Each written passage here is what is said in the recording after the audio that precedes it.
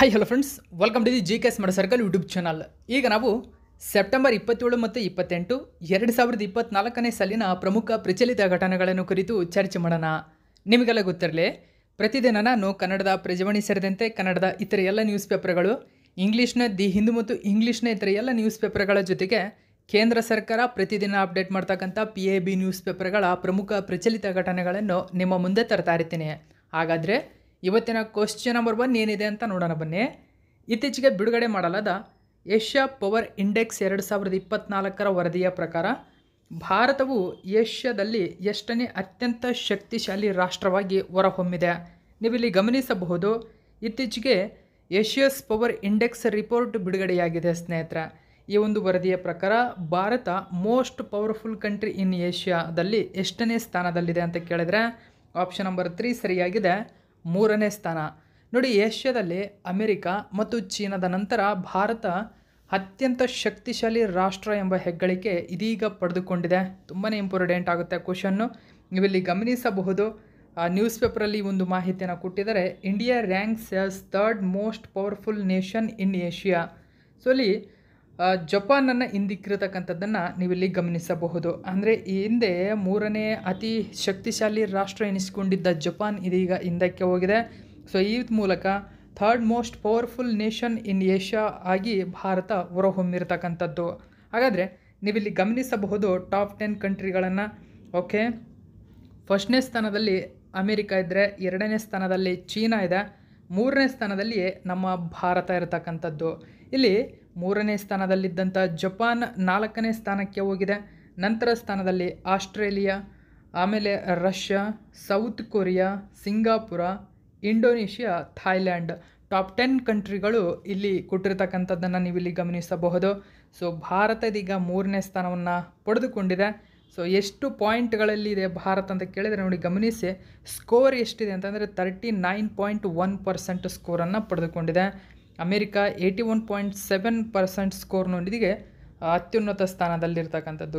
Country ಆಗಿರ್ಬೋದು, ಟೆರಿಟರಿಯಲ್ಲಿ ಆಗಿರ್ಬೋದು, so trend ಸೃಷ್ಟಿಯಾಗಿರ್ತಕ್ಕಂಥದ್ದನ್ನು ಗಮನಿಸಬಹುದು. ಸೊ ಭಾರತ ಇಲ್ಲಿ 3ನೇ ಸ್ಥಾನದಲ್ಲಿ ಇರತಕ್ಕಂಥದ್ದು. ಹಾಗಾದರೆ ಡೀಟೇಲ್ಸ್ ಹೆಚ್ಚಿನ ಮಾಹಿತಿ ಗಮನಿಸಿ.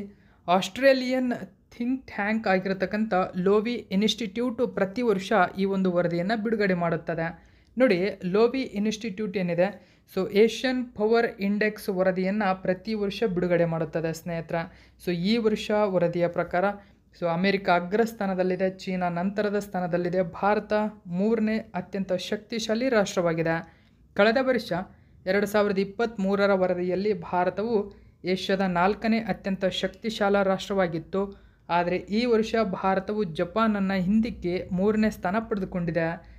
ಏಷ್ಯಾ ಪವರ್ ಇಂಡೆಕ್ಸ್ 2024ರ ವರದಿ ನೋಡಿ, ಲೋವಿ ಇನ್ಸ್ಟಿಟ್ಯೂಟ್ ಏನಿದೆ 2018ರಲ್ಲಿ ತನ್ನ ಮೊಟ್ಟ ಮೊದಲ ವಾರ್ಷಿಕ ಏಷ್ಯಾ ಪವರ್ ಇಂಡೆಕ್ಸನ್ನು ಬಿಡುಗಡೆ ಮಾಡಿದ್ದು, ಏಷ್ಯಾದ ದೇಶಗಳನ್ನು ಅವುಗಳ ಸಂಪನ್ಮೂಲಗಳು ಮತ್ತು ಪ್ರಭಾವಗಳ ಆಧಾರದ ಮೇಲೆ ಶ್ರೇಣೀಕರಿಸುತ್ತದೆ.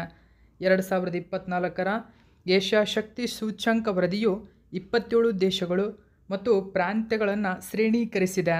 ಮೊದಲ ಬಾರಿಗೆ ಆಗ್ನೇಯ ಏಷ್ಯಾದ ಟಿಮೋರ್ ಲೆಸ್ಟೆ ದೇಶ ಏನಿದೆ, ಸೊ ವರದಿಯಲ್ಲಿ ಸೇರ್ಪಡೆಗೊಳಿಸಿದೆ. ಸೊ ನೋಡಿ, ಆಗ್ನೇಯ ಏಷ್ಯಾದಲ್ಲಿ ಕಂಡುಬರತಕ್ಕಂಥ ಟಿಮೋರ್ ಲೆಸ್ಟೆ ದೇಶದನ್ನು ಮೊಟ್ಟ ಮೊದಲ ಬಾರಿಗೆ ಸೊ ಈ ವರದಿಗೆ ಸೇರ್ಪಡೆಗೊಳಿಸಿದೆ.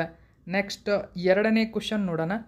ಪ್ರತಿ ವರ್ಷ ಪ್ರಪಂಚದಾದ್ಯಂತ ಅಂತಾರಾಷ್ಟ್ರೀಯ ಸಂಕೇತ ಭಾಷೆಗಳ ದಿನವನ್ನು, ಅಂದರೆ ನೋಡಿ international day of sine languages day, so ಪ್ರತಿ ವರ್ಷ ಯಾವ ದಿನಾಂಕದಂದು ಆಚರಿಸಲಾಗುತ್ತದೆ ಅಂತ ಕೇಳಿದರೆ ಸೆಪ್ಟೆಂಬರ್ 23 ಸರಿಯಾಗಿರತಕ್ಕಂಥ ಉತ್ತರವಾಗಿದೆ, ಆಪ್ಷನ್ ನಂಬರ್ 3.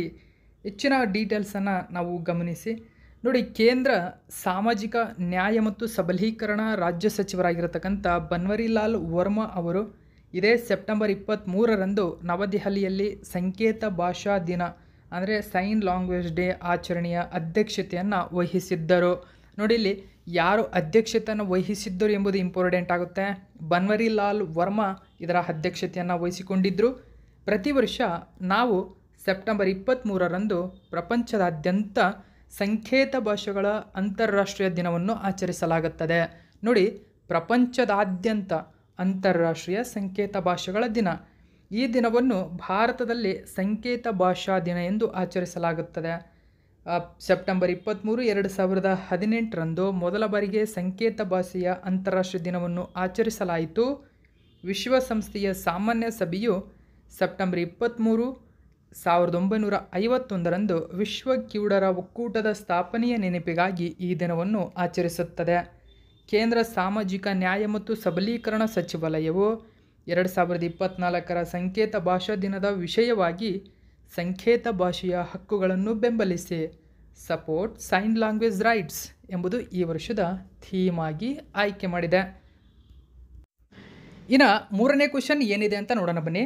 45ನೇ ಆವೃತ್ತಿಯ ಫಿಡೆ ಚೆಸ್ ಒಲಿಂಪಿಯಾಡ್ 2024ರ ಪುರುಷರ ಮತ್ತು ಮಹಿಳೆಯರ ವಿಭಾಗಗಳನ್ನು ಗೆದ್ದು ಯಾವ ತಂಡವು ಐತಿಹಾಸಿಕ ಚಾಂಪಿಯನ್ ಆಗಿದೆ? ನೋಡಿ, ಗಮನಿಸಬಹುದು, ಇಲ್ಲಿ ಪುರುಷ ಮತ್ತು ಮಹಿಳಾ ವಿಭಾಗಗಳ ತಂಡವು ಯಾವ ದೇಶವು ಸಮಗ್ರ ಚಾಂಪಿಯನ್ ಆಗಿದೆ ಅಂತಕ್ಕಂಥ ಮಾಹಿತಿ ಇಲ್ಲಿ ಕೊಟ್ಟಿರ್ತಕ್ಕಂಥದ್ದು.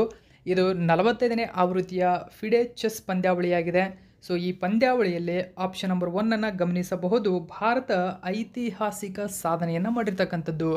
ಕಾರಣ, ಪುರುಷ ಮತ್ತು ಮಹಿಳಾ ವಿಭಾಗದ 2 ತಂಡಗಳೇನು ಹೋಗಿದ್ವು, ಅವೆರಡೂ ತಂಡಗಳು ಇಲ್ಲಿ ಗೋಲ್ಡ್ ಪ್ರಶಸ್ತಿಯನ್ನು ಪಡೆದುಕೊಂಡಿದ್ದು ಸಮಗ್ರ ಚಾಂಪಿಯನ್ ಆಗಿದೆ. ಸೊ ಈ ಐತಿಹಾಸಿಕ ಕ್ಷಣವಾಗಿದೆ ಸ್ನೇಹಿತರೆ. ಅಂದರೆ ಫಿಡೆ ಚೆಸ್ ಒಲಿಂಪಿಯಾಡ್ ಏನಿದೆ, ಇದೊಂದು ಚೆಸ್ನೇ ಅಂತಾರಾಷ್ಟ್ರೀಯ ಪಂದ್ಯಾವಳಿಯಾಗಿದೆ. ಈ ಪಂದ್ಯಾವಳಿಯಲ್ಲಿ ಭಾರತವು ಸಮಗ್ರ ಚಾಂಪಿಯನ್ ಆಗಿದೆ. ಕಾರಣ ಏನಂದರೆ, ಪುರುಷ ಮತ್ತು ಮಹಿಳಾ ವಿಭಾಗದಲ್ಲಿ ಎರಡನ್ನೂ ಕೂಡ ಭಾರತ ಗೆದ್ದುಕೊಂಡಿರ್ತಕ್ಕಂಥದ್ದು ಇಲ್ಲಿ ಐತಿಹಾಸಿಕ ಕ್ಷಣವಾಗಿರತಕ್ಕಂಥದ್ದು. ಇದರ ಬಗ್ಗೆ ಹೆಚ್ಚಿನ ಮಾಹಿತಿ ಏನಿದೆ ಅಂತ ನಾವು ತಿಳ್ಕೊಳ್ಳೋಣ. ನೀವಿಲ್ಲಿ ಗಮನಿಸಬಹುದು, India wins historic double team gold. ನೋಡಿ, double team gold at FIDE chess olympiad 2024.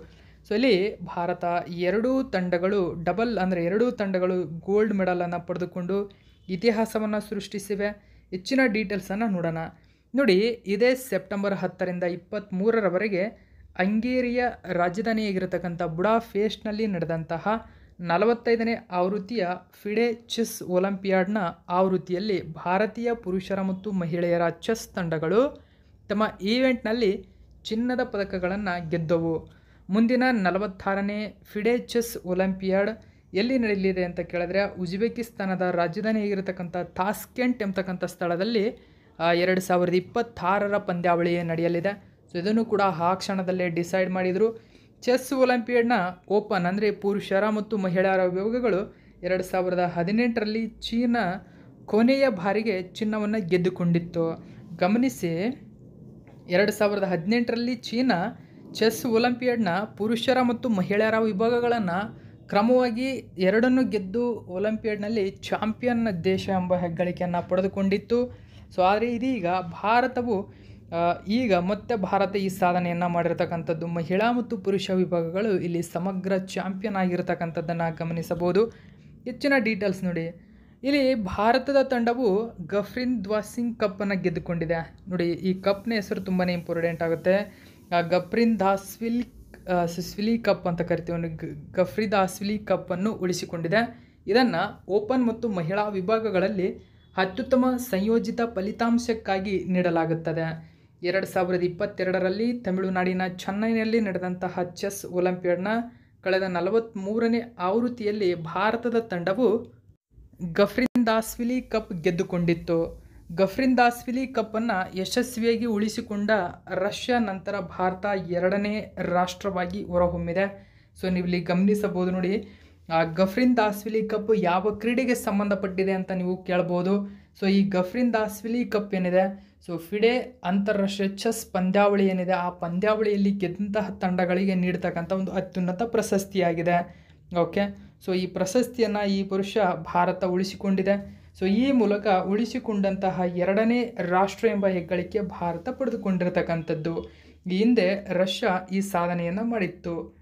ಭಾರತವು ಪುರುಷರ ತಂಡ ಹ್ಯಾಮಿಲ್ಟನ್ ರಸೆಲ್ ಕಪ್ಪನ್ನು ಗೆದ್ದುಕೊಂಡಿದೆ. ಇಲ್ಲಿ ನೋಡಿ, ಹ್ಯಾಮಿಲ್ಟನ್ ರಸೆಲ್ ಕಪ್ ಕೂಡ ಯಾವ ಕ್ರೀಡೆಗೆ ಸಂಬಂಧಪಟ್ಟಿದೆ ಅಂತ ಕೇಳಬಹುದು. ಓಪನ್ ವಿಭಾಗದಲ್ಲಿ ಅರ್ಜುನ್ ಎರಿಗಾಸಿ, ರಮೇಶ್ ಬಾಬು ಪ್ರಜ್ಞಾನಂದ ಅಂತ ಕೇಳ್ತೀವಿ, ಪ್ರಜ್ಞಾನಂದ. ಇನ್ನು ದೊಮ್ಮರಾಜು ಗುಕೇಶ್ ಅಂದರೆ ಡಿ ಗುಕೇಶ್, ವಿದಿತ್ ಗುಜರಾತಿ, ಪೆಂಟಲ ಹರಿಕೃಷ್ಣ ಅವರನ್ನೊಳಗೊಂಡ ಭಾರತದ ತಂಡ ಚಿನ್ನದ ಪದಕ ಗೆದ್ದುಕೊಂಡಿತು. ಭಾರತದ ಪುರುಷರ ತಂಡಕ್ಕೆ ಚಿನ್ನದ ಪದಕ ಮತ್ತು ಹ್ಯಾಮಿಲ್ಟನ್ ರಸೆಲ್ ಕಪ್ ಕೂಡ ನೀಡಲಾಗಿದೆ. ಇನ್ನು ಭಾರತೀಯ ಮಹಿಳೆಯರು ಇಲ್ಲಿ ವೆರಾ ಮೆಂಚಿಕ್ ಕಪ್ಪನ್ನು ಗೆದ್ದುಕೊಂಡಿದ್ದಾರೆ. ನೋಡಿ, ವೆರಾ ಮೆಂಚಿಕ್ ಕಪ್ ನೋಡಿ. ಇಲ್ಲಿ ಈ ಒಂದು ಭಾರತೀಯ ಮಹಿಳಾ ತಂಡವು ವಂಟಿಕಾ ಅಗರ್ವಾಲ್, ದಿವ್ಯಾ ದೇಶ್ಮುಖ್, ಅರಿಕಾ ದ್ರೋಣಾವಲಿ, ವೈಶಾಲಿ ರಮೇಶ್ ಬಾಬು ಮತ್ತು ಥನಿಯಾ ಸಚ್ದೇವ್ ಅವರಿದ್ದ ಭಾರತದ ಮಹಿಳಾ ತಂಡ ಗೋಲ್ಡ್ ಪದಕದೊಂದಿಗೆ ವೆರಾ ಮೆಂಚಿಕ್ ಕಪ್ಪನ್ನು ಕೂಡ ಗೆದ್ದುಕೊಂಡಿರ್ತಕ್ಕಂಥದ್ದು.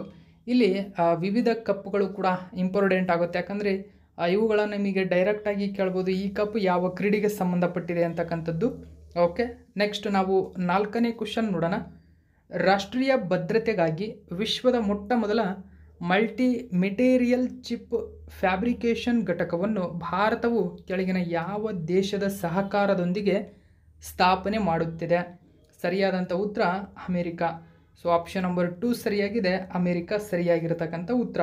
ಅಂದರೆ ನೋಡಿ, Bharat multi material chip fabrication ಘಟಕ, ಈ ಘಟಕವು ವಿಶ್ವದ ಮೊಟ್ಟ ಮೊದಲ ರಾಷ್ಟ್ರೀಯ ಭದ್ರತೆಗಾಗಿ ಇರತಕ್ಕಂಥ ಒಂದು ಘಟಕವಾಗಿದೆ.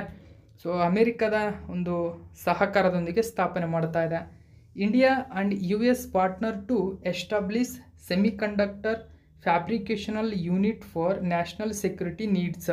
ನೋಡಿ, ರಾಷ್ಟ್ರೀಯ ಭದ್ರತೆಗೆ ಅವಶ್ಯಕತೆಗಾಗಿ ಸೊ ಈ ಒಂದು ಸೆಮಿಕಂಡಕ್ಟರ್ ಫ್ಯಾಬ್ರಿಕೇಷನನ್ನು ಲಾಂಚ್ ಮಾಡ್ತಾ ಇದ್ದಾವೆ, ಯೂನಿಟನ್ನು. ಡೀಟೇಲ್ಸನ್ನು ಕುರಿತು ನಾವು ನೋಡೋಣ. ಭಾರತ ಮತ್ತು ಯುನೈಟೆಡ್ ಸ್ಟೇಟ್ಸ್ ಜಂಟಿಯಾಗಿ ಭಾರತದಲ್ಲಿ ವಿಶ್ವದ ಮೊದಲ ಮಲ್ಟಿ ಮೆಟೀರಿಯಲ್ ಚಿಪ್ ಫ್ಯಾಬ್ರಿಕೇಷನ್ ಘಟಕವನ್ನು ಸ್ಥಾಪಿಸಲಿವೆ. ಇದು ರಾಷ್ಟ್ರೀಯ ಭದ್ರತಾ ಉದ್ದೇಶಗಳಿಗಾಗಿ ಮಾತ್ರನೇ ಸ್ಥಾಪನೆಯಾಗ್ತಾ ಇದೆ. ಇದೇ ಸೆಪ್ಟೆಂಬರ್ 21ರಿಂದ 23ರವರೆಗೆ ಪ್ರಧಾನಿ ನರೇಂದ್ರ ಮೋದಿ ಅವರ ಯುನೈಟೆಡ್ ಸ್ಟೇಟ್ಸ್ ಭೇಟಿಯ ಸಮಯದಲ್ಲಿ ಅವರು ಮತ್ತು ಅಮೆರಿಕನ್ ಅಧ್ಯಕ್ಷ ಜೋ ಬಿಡನ್ ನಡುವೆ ಅರೆವಾಹಕಗಳ ಬಗ್ಗೆ ಐತಿಹಾಸಿಕ ಒಪ್ಪಂದಕ್ಕೆ ಸಹಿ ಹಾಕಲಾಯಿತು. ಸೆಮಿಕಂಡಕ್ಟರ್ಗಳು, ಅರೆವಾಹಕಗಳು. ಓಕೆ, ಸೊ ಎರಡೂ ದೇಶಗಳು ಜಂಟಿಯಾಗಿ ಹೊಸ ಸೆಮಿಕಂಡಕ್ಟರ್ ಸ್ಥಾವರವನ್ನು ಸ್ಥಾಪಿಸಲು ಒಪ್ಪಿಕೊಂಡಿವೆ. ಇದು ಸುಧಾರಿತ ಸಂವಹನ, ಸುಧಾರಿತ ಸಂವೇದಕ, ಹೆಚ್ಚಿನ ವೋಲ್ಟೇಜ್ ಪವರ್ ಎಲೆಕ್ಟ್ರಾನಿಕ್ಸ್ ಉಪಕರಣಗಳಂತಹ ಉನ್ನತ ತಂತ್ರಜ್ಞಾನದ ಯುದ್ಧ ವೇದಿಕೆಗಳಲ್ಲಿ ಬಳಸಲು ಚಿಪ್ಗಳನ್ನು ಉತ್ಪಾದಿಸಲಾಗುತ್ತದೆ. ಇನ್ನು ಚಿಪ್ ಫ್ಯಾಬ್ರಿಕೇಷನ್ ಘಟಕವನ್ನು ಎಲ್ಲಿ ಸ್ಥಾಪಿಸಲಾಗುವುದು? ಈ ಡೀಟೇಲ್ಸನ್ನು ನೋಡಿ. ಶಕ್ತಿ ಎಂದು ಕರೆಯಲ್ಪಡುವ ಹೊಸ ಫ್ಯಾಬ್ರಿಕೇಷನ್ ಘಟಕವನ್ನು ಉತ್ತರ ಪ್ರದೇಶದ ಜೇವಾರ್ನಲ್ಲಿ ಸ್ಥಾಪಿಸಲಾಗುವುದು. ಇದು ನಿರ್ಮಾಣ ಹಂತದಲ್ಲಿರುವ ಜೇವಾರ್ ಅಂತಾರಾಷ್ಟ್ರೀಯ ವಿಮಾನ ನಿಲ್ದಾಣದ ಪಕ್ಕದಲ್ಲಿದೆ. ನೋಡಿ, ಸೊ ಈ ಒಂದು ಫ್ಯಾಬ್ರಿಕೇಷನ್ ಘಟಕಕ್ಕೆ ಶಕ್ತಿ ಎಂಬ ಹೆಸರನ್ನು ನೀಡಲಾಗಿದೆ. ನೋಡಿ, ಶಕ್ತಿ ಎಂಬ ಹೆಸರನ್ನು ನೀಡಲಾಗಿದೆ. ಹಾಗಾದರೆ ಜೇವಾರ್ ಅಂತಾರಾಷ್ಟ್ರೀಯ ವಿಮಾನ ನಿಲ್ದಾಣದ ಪಕ್ಕದಲ್ಲೇ ಇದನ್ನು ನಿರ್ಮಾಣ ಮಾಡಲಾಗ್ತಾ ಇದೆ. ನೆಕ್ಸ್ಟ್ 5ನೇ ಕ್ವಶನ್ ನೋಡಿ. 2024ರಲ್ಲಿ ಕೆಳಗಿನ ಯಾವ ಭಾರತೀಯ ಟೆನ್ನಿಸ್ ಆಟಗಾರರು ಆಂಗ್ಝೌ ಓಪನ್ ಟೆನ್ನಿಸ್ ಚಾಂಪಿಯನ್ಶಿಪ್ನ ಪುರುಷರ ಡಬಲ್ಸ್ ಪ್ರಶಸ್ತಿಯನ್ನು ಗೆದ್ದುಕೊಂಡಿದ್ದಾರೆ? ಸೊ ಸರಿಯಾಗಿರತಕ್ಕಂಥ ಉತ್ತರ ಆಪ್ಷನ್ ನಂಬರ್ 1, ಜೀವನ್ ನೆಡುಂಚೆಜಿಯನ್ ಮತ್ತು ವಿಜಯ್ ಪ್ರಶಾಂತ್ ಅಂತ ಕರಿತೀವಿ. ಸೊ ಆಪ್ಷನ್ ನಂಬರ್ 1 ಸರಿಯಾಗಿದೆ. ಸೊ ಡಬಲ್ಸ್ ಪ್ರಶಸ್ತಿ ಸ್ನೇಹಿತರೆ, ಆಂಗ್ಝೌ ಓಪನ್ ಟೆನ್ನಿಸ್ ಚಾಂಪಿಯನ್ಶಿಪ್ ಇತ್ತೀಚೆಗೆ ಮುಕ್ತಾಯಗೊಂಡಿದೆ. ಸೊ ಈ ಒಂದು ಆಂಗ್ಝೌ ಓಪನ್ ಟೆನ್ನಿಸ್ ಚಾಂಪಿಯನ್ಶಿಪ್ನಲ್ಲಿ ಭಾರತೀಯ ಟೆನ್ನಿಸ್ ಆಟಗಾರರು ಈ ಸಾಧನೆಯನ್ನು ಮಾಡಿದ್ದಾರೆ. ಡೀಟೇಲ್ಸನ್ನು ನೋಡೋಣ. ನೋಡಿ, Jeevan and Vijay pair wins Hangzhou open 2024. So ಈ ಥರದ ಕ್ವಶನ್ಗಳು ಎಕ್ಸಾಮಿಗೆ ಇಂಪಾರ್ಟೆಂಟ್ ಆಗುತ್ತೆ. ಡೀಟೇಲ್ಸನ್ನು ತಿಳ್ಕೊಳ್ಳೋಣ. 2024ನೇ ಸಾಲಿನ ಆಂಗ್ಝೌ ಓಪನ್ ಟೆನ್ನಿಸ್ ಚಾಂಪಿಯನ್ಶಿಪ್ ಡಬಲ್ ಈವೆಂಟನ್ನು ಗೆಲ್ಲುವ ಮೂಲಕ ಭಾರತದ ಜೋಡಿ ಭಾರತದ ಜೋಡಿಯಾಗಿರತಕ್ಕಂಥ ಜೀವನ್ ನೆಡುಂಚೆಜಿಯನ್ ಮತ್ತು ವಿಜಯ್ ಸುಂದರ್ ಪ್ರಶಾಂತ್ ತಮ್ಮ ಮೊಟ್ಟ ಮೊದಲ ATP ಪ್ರಶಸ್ತಿಯನ್ನು ಗೆದ್ದರು. ಮಾಜಿ US ಓಪನ್ ಚಾಂಪಿಯನ್ ಆಗಿರತಕ್ಕಂಥ ಕ್ರೊವೇಷಿಯಾದ ಮರಿನ್ ಸಿಲಿಕ್ ಪುರುಷರ ಸಿಂಗಲ್ಸ್ ಪ್ರಶಸ್ತಿಯನ್ನು ಗೆದ್ದುಕೊಂಡಿದ್ದಾರೆ. ನೋಡಿ, ಮರಿನ್ ಸಿಲಿಕ್ ರವರು. ಇನ್ನು ಆಂಗ್ಝೌ ಓಪನ್ ಟೆನ್ನಿಸ್ ಚಾಂಪಿಯನ್ಶಿಪ್ ಇದೇ ಸೆಪ್ಟೆಂಬರ್ 18ರಿಂದ 24ರವರೆಗೆ ಚೀನಾದ ಆಂಗ್ಝೌನಲ್ಲಿ ನಡೆಯಿತು. ಸೆಪ್ಟೆಂಬರ್ 24, 2024ರಂದು ನಡೆದಂತಹ ಈ ಪಂದ್ಯಾವಳಿಯ ಫೈನಲ್ನಲ್ಲಿ ಸೊ ಇವರು ಜರ್ಮನ್ ಜೋಡಿಯಾಗಿರತಕ್ಕಂಥ ಕಾನ್ಸ್ಟಾಂಟಿನ್ ಫ್ರಾನ್ಝನ್ ಮತ್ತು ಎಂಡ್ರಿಕ್ ಜೆವೆನ್ಸ್ ಅವರನ್ನು ಸೋಲಿಸಿ ಈ ಪ್ರಶಸ್ತಿಯನ್ನು ತಮ್ಮದಾಗಿಸಿಕೊಂಡಿದ್ದಾರೆ. ನೆಕ್ಸ್ಟ್ 6ನೇ ಕ್ವಶನ್ ನೋಡೋಣ. ತುಂಬಾ ಇಂಪಾರ್ಟೆಂಟ್ ಆಗುತ್ತೆ ಒಂದು ಕ್ವಶನ್ ನೋಡಿ. ಹಬೀದ್ ಎಂದು ಕರೆಯಲ್ಪಡುವ ಹಗುರ ತೂಕದ ಅಂದರೆ ನೋಡಿ ಹಗುರ ತೂಕದ ಅಂತ ಕರೀತಾರೆ, ಅದಕ್ಕೆ ಅತ್ಯಂತ ಅಂದರೆ ಲೈಟ್ ವೈಟ್ ಅಂತ ಕರಿತೀವಿ. ಸೊ ಹಗುರ ತೂಕದ ಬುಲೆಟ್ ಪ್ರೂಫ್ ಜಾಕೆಟ್ಗಳನ್ನು ಅಭಿವೃದ್ಧಿಪಡಿಸಲು ರಕ್ಷಣಾ ಸಂಶೋಧನೆ ಮತ್ತು ಅಭಿವೃದ್ಧಿ ಸಂಸ್ಥೆ DRDO ಯಾವ IIT ಯೊಂದಿಗೆ ಒಪ್ಪಂದವನ್ನು ಮಾಡಿಕೊಂಡಿದೆ? ನೋಡಿ, ಹಬೀದ್ ಎಂಬುದು ಇದೊಂದು ಅತ್ಯಂತ ಹಗುರ ತೂಕದ ಬುಲೆಟ್ ಪ್ರೂಫ್ ಜಾಕೆಟ್ ಆಗಿದೆ. ನೋಡಿ, ಬುಲೆಟ್ ಪ್ರೂಫ್ ಜಾಕೆಟ್ ಆಗಿದೆ. ಇದಕ್ಕೆ ಸರಿಯಾಗಿರತಕ್ಕಂಥ ಉತ್ತರ ಆಪ್ಷನ್ ನಂಬರ್ 1 ಸರಿಯಾಗಿದೆ. IIT ದೆಹಲಿ. IIT ದೆಹಲಿಯ ಸಹಕಾರದೊಂದಿಗೆ DRDO ಮತ್ತು ಸೊ ಈ ಒಂದು ಲೈಟ್ ವೈಟ್ ಬುಲೆಟ್ ಪ್ರೂಫ್ ಜಾಕೆಟನ್ನು ಅಭಿವೃದ್ಧಿಪಡಿಸ್ತಾ ಇದೆ. ಹೆಚ್ಚಿನ ಡೀಟೇಲ್ಸನ್ನು ಗಮನಿಸಬಹುದು. DRDO IIT ದಲ್ಲಿ ಡೆವಲಪ್ ನೋಡಿ light white bullet proof jackets. ಇದು 360 ಡಿಗ್ರಿ ಪ್ರೊಟೆಕ್ಷನ್ ನೀಡತಕ್ಕಂಥ ಒಂದು ಸಾಮರ್ಥ್ಯವನ್ನು ಹೊಂದಿದೆ. ಅಂದರೆ ಆ ದೇಹದ ಎಲ್ಲ ಭಾಗಕ್ಕೂ ಕೂಡ ಇದು ಪ್ರೊಟೆಕ್ಷನ್ ನೀಡುವ ಸಾಮರ್ಥ್ಯವನ್ನು ಹೊಂದಿದೆ. 360 ಡಿಗ್ರಿ ಆ್ಯಂಗಲಲ್ಲಿ ಪ್ರೊಟೆಕ್ಷನ್ ನೀಡ್ತದೆ. ಸೊ ಡೀಟೇಲ್ಸನ್ನು ನಾವು ತಿಳ್ಕೊಳ್ಳೋಣ ಏನಿದೆ ನ್ಯೂಸ್ ಪೇಪರಲ್ಲಿ. IIT ದೆಹಲಿಯ ಸಹಯೋಗದೊಂದಿಗೆ DRDO ಹಬೀದ್ ಎಂಬ ಹಗುರವಾದ ಬುಲೆಟ್ ಪ್ರೂಫ್ ಜಾಕೆಟ್ಗಳನ್ನು ಅಭಿವೃದ್ಧಿಪಡಿಸಿದೆ. 360 ಡಿಗ್ರಿ ರಕ್ಷಣೆ ಅಂದರೆ 360 ಡಿಗ್ರಿ ರಕ್ಷಣೆಯನ್ನು ನೀಡುತ್ತದೆ. ಇದು ಭಾರತೀಯ ಸೇನೆಯ ಮಾನದಂಡಗಳನ್ನು ಪೂರೈಸುತ್ತದೆ. ಜಾಕೆಟ್ 8.2 kg ಮತ್ತು 9.5 kg ತೂಗುತ್ತದೆ. ಸಾಮಾನ್ಯ ಸಿಬ್ಬಂದಿ ಗುಣಮಟ್ಟದ ಅವಶ್ಯಕತೆಯಿಂದ ನಿಗದಿಪಡಿಸಿದ ತೂಕದ ಮಿತಿ ಏನಿದೆ ಆ ತೂಕದ ಮಿತಿಗಿಂತ ಕೆಳಗಿದೆ. ಅಂದರೆ ಒಬ್ಬ ಸೈನಿಕ ತಾನು ಓರಬೇಕಾಗಿರ್ತಕ್ಕಂಥ ಲಗೇಜಿಗೆ ಸಂಬಂಧಪಟ್ಟಂತೆ ಆತನ ದೇಹದ ಮೇಲೆ ಇಷ್ಟಿಂತಿಷ್ಟು ತೂಕದಷ್ಟು ಮಾತ್ರ ಇರಬೇಕು ಎಂಬತಕ್ಕಂಥ ಮಿತಿ ಇದೆ. ಸೊ ಆ ಮಿತಿಯ ಒಳಗಡೆ ಈ ಬುಲೆಟ್ ಪ್ರೂಫ್ ಜಾಕೆಟ್ ಇರತಕ್ಕಂಥದ್ದು. ಸೊ DRDO ಮತ್ತು IIT ದೆಹಲಿ ಇವಿಬ್ಬರ ಸಹಕಾರದೊಂದಿಗೆ ಹಬೀದ್ ನಿರ್ಮಾಣವಾಗ್ತಾ ಇದೆ. ನೆಕ್ಸ್ಟ್ ನಾವು 7ನೇ ಕ್ವಶನ್ ನೋಡೋಣ. ಇತ್ತೀಚೆಗೆ ಪ್ರಧಾನಿ ನರೇಂದ್ರ ಮೋದಿಯವರು ರಾಷ್ಟ್ರಕ್ಕೆ ಸಮರ್ಪಿಸಿದ ಪರಂ ರುದ್ರ ಎಂಬುದು ಕೆಳಗಿನ ಏನನ್ನು ಸೂಚಿಸುತ್ತದೆ? ನೋಡಿ, ಪರಂ ರುದ್ರ ಸರಿಯಾಗಿರ್ತಕ್ಕಂಥ ಉತ್ತರ ಇದೊಂದು ಸೂಪರ್ ಕಂಪ್ಯೂಟರ್ ಆಗಿದೆ. ಸೊ ಮೋಸ್ಟ್ ಇಂಪಾರ್ಟೆಂಟ್ ಆಗುತ್ತೆ ಸೂಪರ್ ಕಂಪ್ಯೂಟರ್ ಪರಂ ರುದ್ರ. ಸೊ ಇದು ಪರಂ ಕಂಪ್ಯೂಟರ್ನ ಮುಂದುವರೆದ ಆವೃತ್ತಿಯಾಗಿದೆ. ಅತ್ಯಂತ ಸುಧಾರಿತವಾಗಿರ್ತಕ್ಕಂಥ ಒಂದು ಸೂಪರ್ ಕಂಪ್ಯೂಟರ್ ಆಗಿದೆ. ಸೊ ಮೋಸ್ಟ್ ಇಂಪಾರ್ಟೆಂಟ್ ಆಗುತ್ತೆ ಕ್ವಶನ್ ಸ್ನೇಹಿತರೆ. ಇದು ಡೀಟೇಲ್ಸನ್ನು ನೋಡಿ. ವಾಟ್ ಈಸ್ ಪರಂ ರುದ್ರ? ನೋಡಿ, what is Param Rudra? So ಇದೊಂದು ಸೂಪರ್ ಕಂಪ್ಯೂಟರ್ ಆಗಿದೆ. So super computer that PM Modi launched. So Narendra Modi ಅವರು ಇದನ್ನು ಲಾಂಚ್ ಮಾಡಿದ್ದಾರೆ. ಓಕೆ, ಡೀಟೇಲ್ಸನ್ನು ನಾವು ತಿಳ್ಕೊಳ್ಳೋಣ ಸ್ನೇಹಿತರೆ ಏನಿದೆ ನ್ಯೂಸ್ ಪೇಪರಲ್ಲಿ ಅಂತ. ಪ್ರಧಾನಮಂತ್ರಿ ನರೇಂದ್ರ ಮೋದಿಯವರು 3 ಪರಂ ರುದ್ರ ಸೂಪರ್ ಕಂಪ್ಯೂಟರ್ಗಳು ಮತ್ತು 2 ಉನ್ನತ ಕಾರ್ಯಕ್ಷಮತೆಯ ಕಂಪ್ಯೂಟಿಂಗ್ ಸಿಸ್ಟಮ್ಗಳನ್ನು ಇದೇ ಸೆಪ್ಟೆಂಬರ್ 26ರಂದು ದೇಶಕ್ಕೆ ಸಮರ್ಪಿಸಿದರು. ಈ ಕಂಪ್ಯೂಟಿಂಗ್ ವ್ಯವಸ್ಥೆಗಳನ್ನು ರಾಷ್ಟ್ರೀಯ ಸೂಪರ್ ಕಂಪ್ಯೂಟರ್ ಮಿಷನ್ ಅಡಿಯಲ್ಲಿ ಮೇಕ್ ಇನ್ ಇಂಡಿಯಾ ಉಪಕ್ರಮದ ಅಡಿಯಲ್ಲಿ ಸ್ಥಳೀಯವಾಗಿ ಅಭಿವೃದ್ಧಿಪಡಿಸಲಾಗಿದೆ ಮತ್ತು ತಯಾರಿಸಲಾಗಿದೆ. ನೋಡಿ, ರಾಷ್ಟ್ರೀಯ ಸೂಪರ್ ಕಂಪ್ಯೂಟರ್ ಮಿಷನ್ ಅಡಿಯಲ್ಲಿ ಮತ್ತು ಮೇಕ್ ಇನ್ ಇಂಡಿಯಾ ಉಪಕ್ರಮ ಏನಿದೆ ಇದರ ಅಡಿಯಲ್ಲಿ ಸ್ಥಳೀಯವಾಗಿ ಅಭಿವೃದ್ಧಿಪಡಿಸಲಾಗಿದೆ. ಸೊ ಯಾವ ದೇಶದ ಸಹಕಾರದೊಂದಿಗೆ ಅಂತಲೂ ಕೂಡ ಕೇಳಬಹುದು. ಯಾವ ದೇಶದ ಸಹಕಾರದೊಂದಿಗೂ ಕೂಡ ಅಲ್ಲ, ಭಾರತದಲ್ಲೇ ಸ್ಥಳೀಯವಾಗಿ ಇದನ್ನು ನಿರ್ಮಾಣ ಮಾಡಿರ್ತಕ್ಕಂಥದ್ದು ಈ ಸೂಪರ್ ಕಂಪ್ಯೂಟರ್ ಪರಂ ರುದ್ರ. ಓಕೆ, ಪರಂ ರುದ್ರ ಸೂಪರ್ ಕಂಪ್ಯೂಟರ್ಸ್. ಪರಂ ರುದ್ರ ಸೂಪರ್ ಕಂಪ್ಯೂಟರ್ಸನ್ನು ಶಿವನ ಹೆಸರಿನಲ್ಲಿಡಲಾಗಿದೆ. ಇದನ್ನು centre for development of advanced computing ಅಂದರೆ CDAC ವಿನ್ಯಾಸಗೊಳಿಸಿದೆ. ನೋಡಿ, ಯಾರು ಇದನ್ನು ವಿನ್ಯಾಸಗೊಳಿಸಿದ್ದಾರೆ ಎಂಬುದು ತುಂಬಾ ಇಂಪಾರ್ಟೆಂಟ್ ಆಗುತ್ತೆ ಕ್ವಶನ್ಗೆ. ಓಕೆ, CDAC ಇದನ್ನು ವಿನ್ಯಾಸಗೊಳಿಸಿದೆ. ಇದು CDAC ಅಭಿವೃದ್ಧಿಪಡಿಸಿದ ಸ್ಥಳೀಯ ರುದ್ರ ಸರ್ವರನ್ನು ಆಧರಿಸಿದೆ. ಇದು ಒಂದು ಪೆಟಾಪ್ಲಾಪ್ ಸೆಕೆಂಡಿಗೆ 10 ರಿಂದ 15 ಕಾರ್ಯಾಚರಣೆಗಳನ್ನು ಮಾಡುವ ವೇಗವನ್ನು ಹೊಂದಿದೆ. ನೋಡಿ, ಎಷ್ಟು ಪೆಟಾಪ್ಲಾಪ್ಸಲ್ಲಿದೆ ಅಂತಕ್ಕಂಥದ್ದು ಕೂಡ ಹಲವಾರು ಕ್ವಶನ್ಗಳಲ್ಲಿ ಇದನ್ನ ಕೇಳ್ತಾರೆ. ಅಂದರೆ ಯಾವ ದೇಶದ ಕಂಪ್ಯೂಟರ್ ಅತ್ಯಂತ ಸ್ಪೀಡ್ ಆಗಿದೆ ಮತ್ತು ನಿಮಗೆ ಪರಂ 8 ಎಷ್ಟು ಯಾವ ಪೆಟಾಪ್ಲಾಪಲ್ಲಿದೆ ಅಂತಲೂ ಕೇಳಬಹುದು. ಸೊ ಹಾಗಾದರೆ ಈಗ ಪರಂ ರುದ್ರ ಸೂಪರ್ ಕಂಪ್ಯೂಟರ್ಸ್ನ ಒಂದು ಪೆಟಾಪ್ಲಾಪ್ಸ್ ಎಷ್ಟು ಅಂತ ಕೇಳಿದರೆ ಸೆಕೆಂಡಿಗೆ 10 ರಿಂದ 15 ಕಾರ್ಯಾಚರಣೆಗಳು. ಸೊ ಅದರ ವೇಗವನ್ನು ಆಧರಿಸಿರ್ತಕ್ಕಂಥದ್ದು ಇದು ತುಂಬಾ ಇಂಪಾರ್ಟೆಂಟ್ ಆಗುತ್ತೆ. ಓಕೆ, ನೆಕ್ಸ್ಟು ಇದರ ಜೊತೆಗೆ ಅರ್ಕ ಮತ್ತು ಅರುಣಿಕಾ ಅಂತ ಕರಿತೀವಿ. ಅರ್ಕ ಮತ್ತು ಅರುಣಿಕಾ ಹೆಸರಿನ ಉನ್ನತ ಕಾರ್ಯಕ್ಷಮತೆಯ ಕಂಪ್ಯೂಟರ್ಗಳನ್ನು ಪುಣೆಯಲ್ಲಿರುವ Indian Institute of Tropical Meteorology IITM ಮತ್ತು ಉತ್ತರ ಪ್ರದೇಶದ ನೋಯ್ಡಾದಲ್ಲಿರುವ ಮಧ್ಯಮ ಶ್ರೇಣಿಯ ಹವಾಮಾನ ಮುನ್ಸೂಚನೆಯ ರಾಷ್ಟ್ರೀಯ ಕೇಂದ್ರ NCMRWFನಲ್ಲಿ ಸ್ಥಾಪಿಸಲಾಗಿದೆ. ಹಾಗಾದರೆ ನಿಮಗೆ ಇದನ್ನು ಕೇಳ್ಬೋದು ಡೈರೆಕ್ಟಾಗಿ, ಅರ್ಕ ಮತ್ತು ಅರುಣಿಕಾ ಇತ್ತೀಚೆಗೆ ಸುದ್ದಿಯಲ್ಲಿವೆ, ಇವು ಏನು ಅಂತ.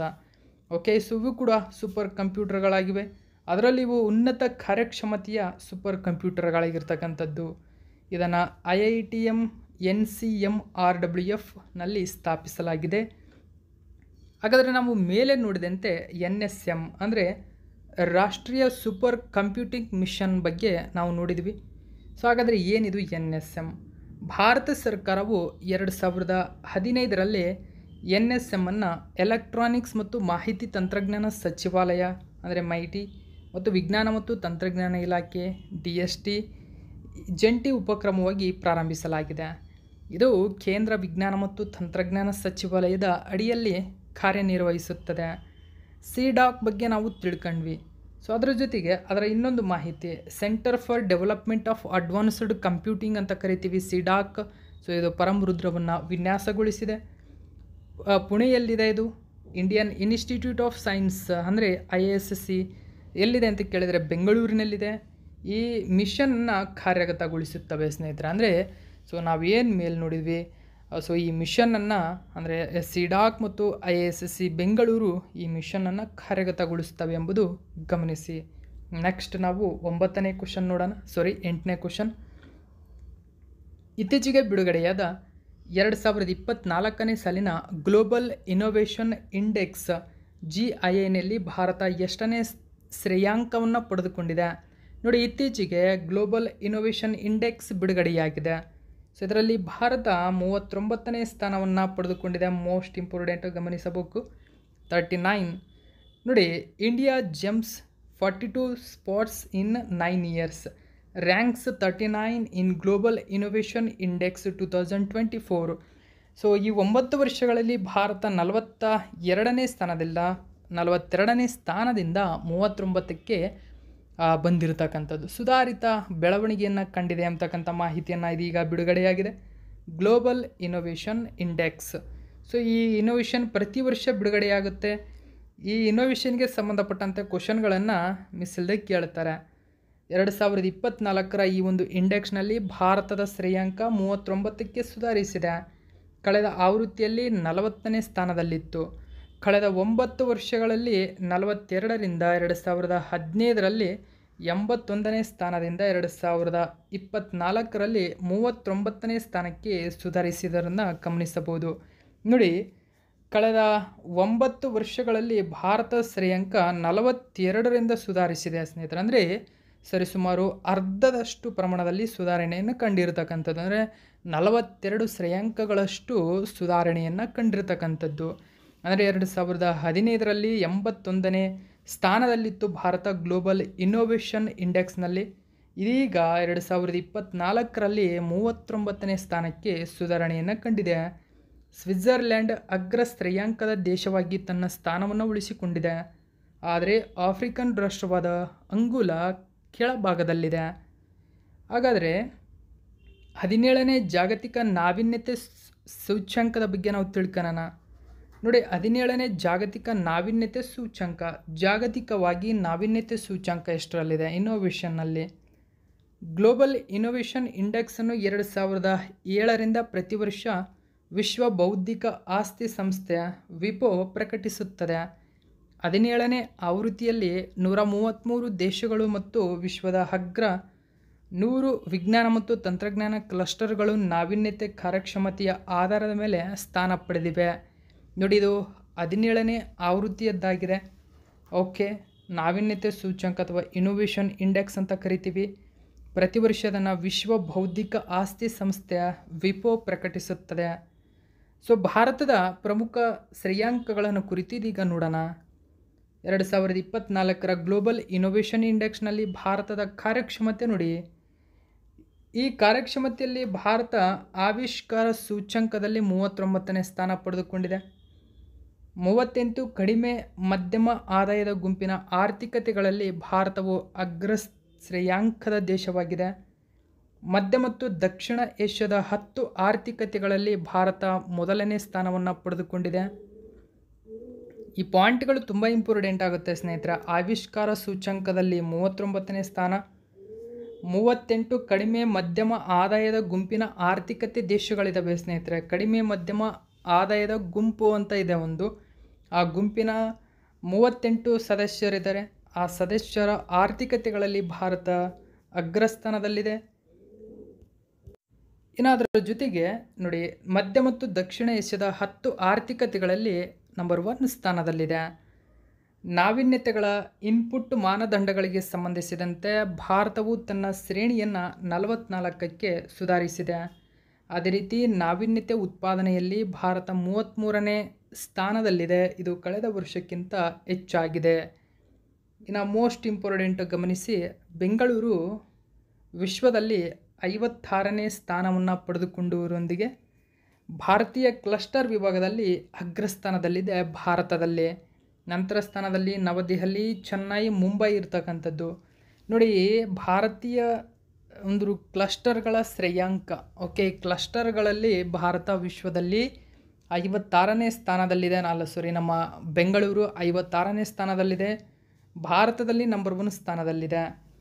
ಓಕೆ, ಇನ್ನು 2024ರ ಜಾಗತಿಕ ಆವಿಷ್ಕಾರ ಸೂಚ್ಯಂಕದ ಅಗ್ರ 5 ದೇಶಗಳು ಗಮನಿಸಿ: Switzerland, Sweden, United States, United Kingdom, Singapore top 5 ಕಂಟ್ರಿಗಳಾಗಿದ್ದಾವೆ ನೋಡಿ ಆವಿಷ್ಕಾರ ಸೂಚ್ಯಂಕದಲ್ಲಿ. ನೆಕ್ಸ್ಟ್ 9ನೇ ಕ್ವಶನ್ ನೋಡೋಣ. ಪ್ರತಿ ವರ್ಷ ಕೆಳಗಿನ ಯಾವ ದಿನದಂದು ವಿಶ್ವ ಪ್ರವಾಸೋದ್ಯಮ ದಿನವನ್ನಾಗಿ ಆಚರಣೆ ಮಾಡಲಾಗುತ್ತದೆ? ನೋಡಿ, ವಿಶ್ವ ಪ್ರವಾಸೋದ್ಯಮ ದಿನ ಸೆಪ್ಟೆಂಬರ್ 27 ಸರಿಯಾಗಿರತಕ್ಕಂಥ ಉತ್ತರ. ಡೀಟೇಲ್ಸನ್ನು ನಾವು ತಿಳ್ಕೊಳ್ಳೋಣ ನ್ಯೂಸ್ ಪೇಪರಲ್ಲಿ ಏನಿದೆ ಅಂತ.